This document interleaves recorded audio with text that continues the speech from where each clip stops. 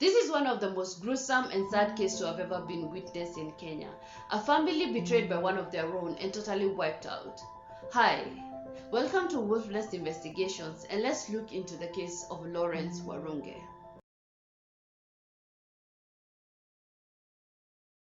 This case is ongoing and there's no court ruling yet, so we are going to use allegedly a lot. Let's get into it. Lawrence Warunge was born in 1998 in Kiambu County, Kenya, to a family of 4 biological siblings and an adopted cousin. His dad was Nicholas Njoroge Warunge and his mom was Anna Wanjiko. His dad was working as a nurse in the US. He was an IT student at Mount Kenyan University when all this happened. Let's start by knowing what familicide is. This is the act where a person wipes out multiple family members in a quick succession.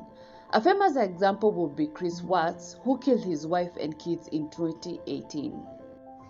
According to the article Family Annihilation, The Crimes and Psychology of Familicide by Fiona Guy, a research study by Elizabeth Yardley, David Wilson, and Adam Lanes, where they analyzed over 3 decades of newspaper articles from 1980 to 2012. What they found out is that in a total of 71 cases, 59 of the perpetrators were men, and over half of them were between the ages of 30 and 40.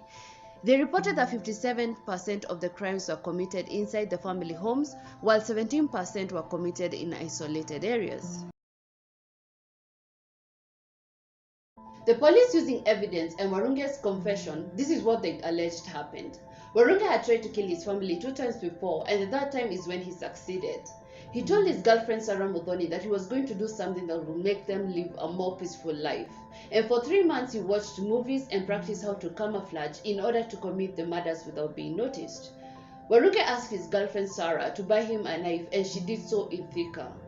This is where he also bought a pair of trousers, a jacket, a pair of ladies' shoes, and a doll. On the day of the murder, Warunge gave his girlfriend brandy and tea, hoping that she would fall asleep, thinking that she would make a good alibi. But this was all in vain because she didn't fall asleep at all. Then Warunge took a matatu to Nairobi, and when he got to Nairobi, he visited the Uhuru Park and then the Holy Basilica. But before going to the church, he realized that he would be searched, and he decided to go to a supermarket where he left his luggage. He then went to the church, and at 4 p.m. he took a matatu to Limuru, and then from Limuru he took another matatu to Wangunyu, Kiambaa. When he got home, he first went to the farmhand James Kinyanjui and asked for a metal bar. During all this, Kinyanjui noticed that Wangure was nervous and asked him about it. Wangure just told him that he was stressed and did not explain further. So Kinyanjui went ahead and gave him the metal bar, not knowing that it would be used against him later. Warunge allegedly attacked Kinyanjui from the back, hitting him on the head with the metal bar, and then slit his throat and this is according to him, Kinyanjui refused to die. Blood splatter analysis from the walls and the curtains concluded that it emanated from a high-pressure vein, that is the throat. He stayed around invisibly until 8 p.m. when he saw his dad arriving in a taxi. He waited for a little while and then scaled the perimeter wall, got shocked by the electric fence, and still continued into the compound. When he got into the compound, he noticed his mother in the kitchen. Warunge went ahead and disconnected power from the main switch and then set a paper bag sprinkled with paraffin outside the kitchen. His mother went out to check out what was burning, and this is when Warunge attacked her with the metal bar. He hit her on the head, and when his little brother heard this, he went out to check out what was happening.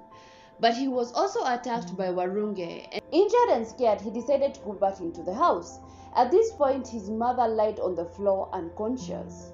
His father, who was drinking upstairs, had no idea what was going on, but after some time it seems like he sensed that something was not right, so he decided to go and see what was happening. This is when he met Warunge holding a knife. He turned around and started running back. Warunge started following him, and fearing for his life, the dad decided to jump off the balcony. He got injured, and this is how Warunge was able to catch up with him, stabbed him several times, and slit his throat. After his father was dead, he went back and killed his younger brother, and then his cousin was the last one to die. And even after pleading with Warunge, it seemed to fall on deaf ears because he stabbed him several times and then slit his throat.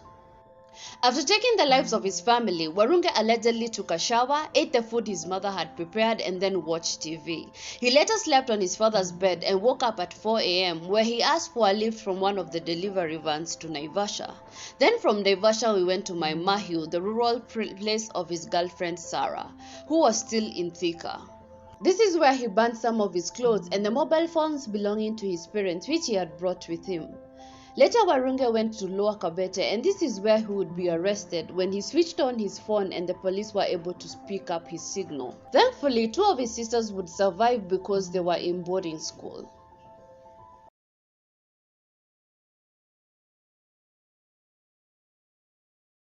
Warunge was arrested on 8th January at Lower Kabete, and Sarah was arrested in Thika.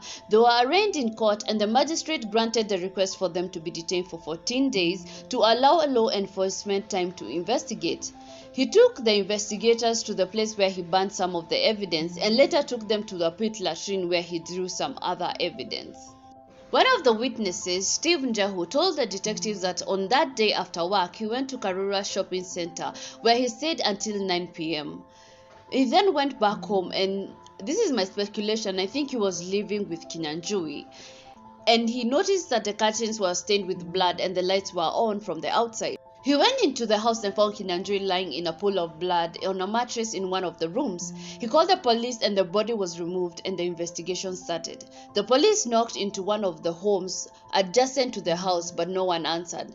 They assumed that they were asleep and they did not hear anything.